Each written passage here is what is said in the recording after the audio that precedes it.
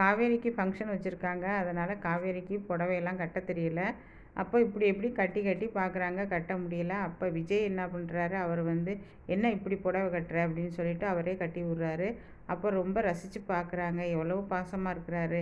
இவரை நம்ம விட்டுட்டு போகிறோமே, இன்னும் 8 மாதம் தான் நமக்கு வந்து இந்த அக்ரிமெண்ட்டில் நம்ம சைன் பண்ணபடி இன்னும் 8 மாதம் தான் இருக்குது. நம்ம இவரை விட்டுட்டு போயிடுவோமே அப்படின்ட்டு நினைக்கிறாங்க. காவேரி மனசுக்குள்ளேயே நினைக்கிறாங்க. அவர் ரசித்து கட்டுறாரு, புடவைய கட்டி விட்றாரு. கட்டும்போது கட்டிட்டு சொல்கிறாரு, நீனே சொருகிக்க அப்படிங்கிறாரு. அப்போ அவரும் வந்து அப்படியே பார்க்குறாரு காவேரியை. காவேரி ரொம்ப அழகாக இருக்கிறத பார்த்துட்டு அவர் மனசுக்குள்ளே என்ன நினச்சிக்கிறாரு, இன்னும் 8 மாதம் தான் நீ இங்கே இருக்க போகிற காவேரி, அப்புறம் நீ நிவின் கூட போயிடுவீல்ல அப்படின்னு. நான் ரொம்ப மிஸ் பண்ணுவேன் காவேரி உன்னைய. ஆனால் நீ நல்லா இருக்க, நீ நல்ல பொண்ணு. ஆனால் நான் வெளியில் தான் உனக்கு வந்து கோபத்தை காமிக்கிறேன். நான் உண்மையாக உன்னை நேசிக்கிறேன் காவேரி அப்படின்னு மனசுக்குள்ளேயே அவர் சொல்கிறாரு.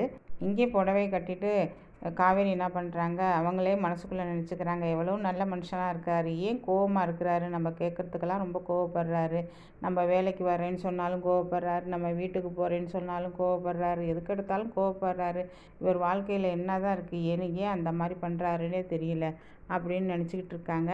அதுக்கப்புறம் வீட்டில் எல்லோரும் வந்து இவங்க வந்துடுறாங்க, ரெடி ஆகி வர்றாங்க. அதை பார்த்துட்டு காவேரியை பார்த்துட்டு எல்லோரும் வந்து அப்படியே நிற்கிறாங்க. அதாவது அவரோட சித்தப்பாவும் பார்த்துட்டு இவ்வளவு அழகாக இருக்கிறாளே இவ, இதனால தான் மயங்கிட்டான் விஜய் அப்படின்னு நினச்சிக்கிட்டு இருக்காரு. ரொம்ப கோவமாக கடுகடுன்னு பார்க்குறாரு. இப்போ ஃபங்க்ஷன் வச்சுட்டாங்க. காவேரி என்ன பண்ணுறாங்க, அவங்க வீட்டை போய் பார்க்குறாங்க. யாருமே வர்ற மாதிரி தெரியல. அப்போ என்ன பண்ணுறாங்க, அவங்க அக்கா வீட்டுக்காரும் வெளியில் போகிறாங்க. அக்கா நீ தயவு பண்ணி வந்திருக்கா என்னுடைய ஃபங்க்ஷனுக்கு அப்படிங்கும்போது அவங்க காதில் வாங்காமல் பைக்கில் ஏறி போகிறாங்க. அக்கா அக்கான்னு கூப்பிடுறாங்க. அவங்க காதிலே திரும்பி கூட பார்க்கல.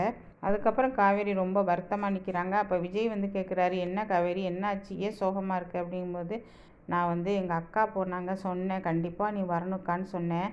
நம்ம வீட்டிலேருந்து யாராவது ஒருத்தன் வரணும்ல அப்படின்னு சொல்லிட்டு சொன்னேன். அதுக்கு காதிலே வாங்காமல் போகிறா எங்கள் அக்கா.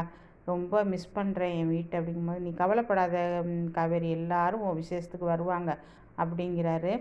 எப்படி சொல்கிறீங்க நீங்கள் அப்படின்னு. வருவாங்க பாரேன், நீ வேணா பாரு, உங்கள் அக்கா வருவாங்க, உங்கள் அம்மா வருவாங்க, உங்கள் பாட்டி வருவாங்க, எல்லாரும் வருவாங்க, நீ சந்தோஷப்படுவ பாரு அப்படிங்கிறாரு. அதே போல் விசேஷத்துக்கு என்ன பண்ணுறாங்க, எல்லாம் ரெடி ஆகிடுச்சு, எல்லாம் பண்ணுறாங்க. அப்போ வந்து அவங்க வந்து காவேரியோட அக்கா வந்து நிற்கிறாங்க. உடனே ஓடி போய் அக்கா அக்கான்னு கட்டி பிடிச்சிக்கிறாங்க காவேரி.